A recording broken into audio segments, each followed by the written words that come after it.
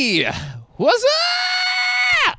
On my main channel, we just put up a video of an interview I did with a fella, a little series called Free Advice from an Internet Dating Guru. That's me. And spoke to a nice kid, and he had a problem that a lot of guys have, which was, you know, he started hanging out with this girl, he likes her, but he's totally in the friend zone. And this guy was seriously in the friend zone, and how to get out of that. And more importantly, why that even happens. You know, like, why are we friends with chicks? And they're just like, I like you, but don't touch me in a sexual way. So the number one thing, if you had to ask me, says, Sasha, I have a question for you. What's the number one thing that's responsible for men being in the friend zone? And it's called being a bitch. That's the number one thing. You're in the friend zone because you don't make a move. That's why. And you don't make a move because you're afraid of rejection. And you're afraid of rejection because you're a pussy. Sorry, but it's true. You're a pussy. You're not a man who takes chances. You've built a life and lived a life where you've allowed yourself not to take chances. So it's one of those things, it's really obvious, but like, we are the sum total of all the decisions we've made in life, including, are we going to take the chance or are we not going to take the chance, right? And when I look at my life, so much of my success has come from one little habit. And I'm not saying like I've always gotten this right. I bitch out. I make excuses. I do stupid shit all the time, guys. All the time. I could do a whole show about just me doing stupid shit. But when it comes to me recognizing I could do the risky thing that might end up in failure and it could be difficult, or I could play it safe and just not take the chance, I've forced myself to do those hard things. And that's really led to a lot of my success. So example, when I was a teenager, I was a total, I mean, holy shit, I was just terrified of any chances. You know, if you've seen videos about my childhood, you'd understand why I got, you know, I had no confidence. On my comedy channel also, there's a lot of uploads coming where I joke around about my childhood and stuff like that. So when I was like 15, 16, I came to a point where I was like watching comedy on TV and I was like, oh, I'm funnier than this guy. And God, it would take so much balls to do that. And I'm such a coward. Like, I can't talk to girls. I'm such a bitch, you know. God, it would change my life if I could just do stand-up comedy. And there was that voice that's like, no, you can't do comedy. What the fuck? What do you know? You're not, you know, you can't do this shit. But then I was like, no, I'm going to do it. I just made that decision. Literally, I was 16 years old. I was like, I'm going to do stand-up comedy. I don't give a fuck. I went out there. I signed up to the thing. I came up with some crappy jokes, you know, 5 minutes worth of jokes. I showed up.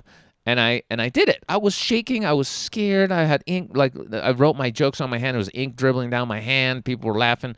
But I did it anyway. And I kept doing it. And I got to the point where, and I'm an extremist, so I took that to the point where I just ended up becoming a professional comedian, traveling all around the world and had a great time and made a living doing stand-up. Now, you don't have to take it that far, but I did. And it changed my life because I was no longer afraid of public speaking.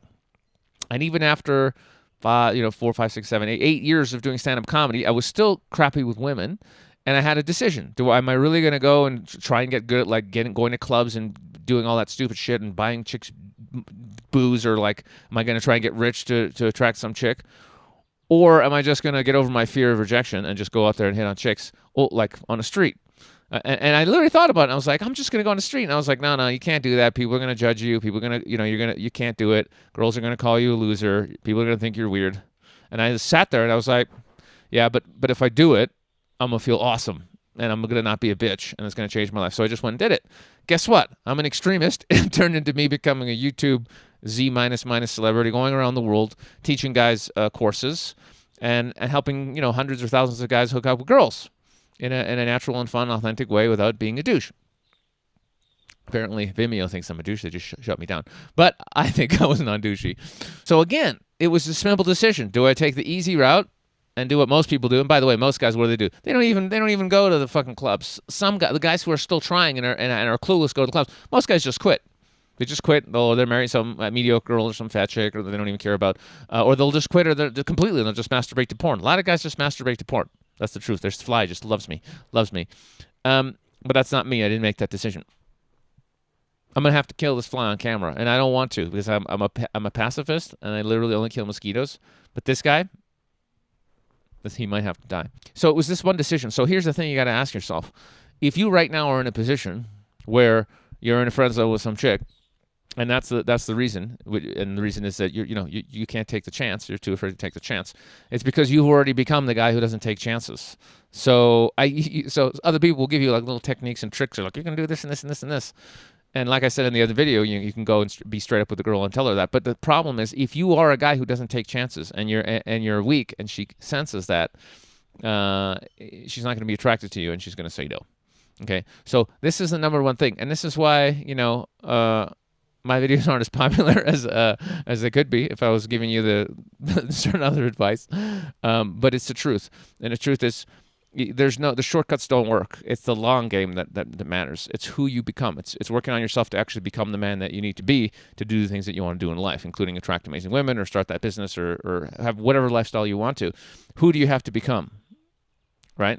To actually truly be your highest potential, and that means true joy and true happiness. So that's the number one thing. So a little practical advice: if you want to become that guy who does make difficult decisions that will force you to become a better person, do things that are hard. Like, when's the last time you went and did some jujitsu? Go get your ass kicked at a jujitsu class, right?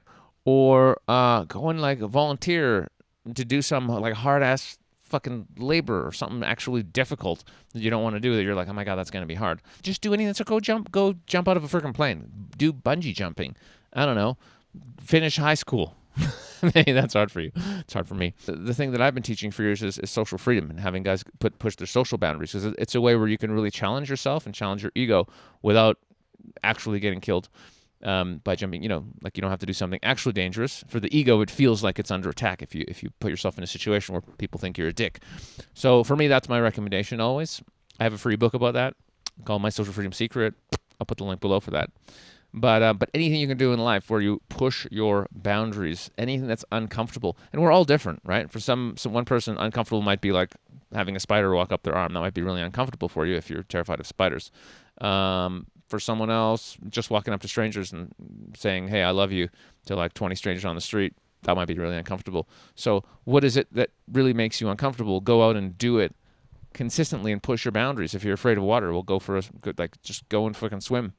Whatever, 20 laps, something. Just go push your boundaries. And if you make it a habit, that changes your life. And that's why my old rule from the PUA days was like, talk to the first beautiful girl you see, because it's difficult and it's uncomfortable, and you just woke up out of bed and you just brushed your teeth and you walk outside and you see this gorgeous girl and you're like, fuck, I have to say hi to her now. So when you have all these exercises, these social freedom exercises that I've come up with, and you're always doing those every day to push your boundaries, it changes you. It changes you to the guy who takes every opportunity to push your boundaries a little bit and do something difficult. That's the beauty of it, because it changes who you are over time. But anyway, find your own way, if not that. And I'll see you in the next video. Ciao.